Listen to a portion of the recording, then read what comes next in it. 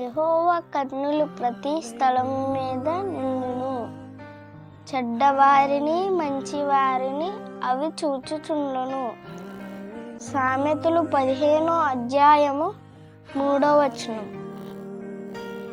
Jehovah eyes are in every place, and they see the bad and the good.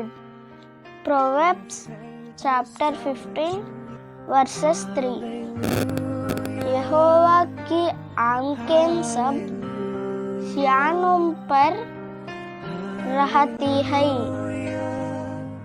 और वे भले बुरे को భూమిని ఆకాశమును సృజించిన సర్వశక్తి గల దేవా, మీకే వందనాలు, స్తుతులు, స్తోత్రాలు తండ్రి.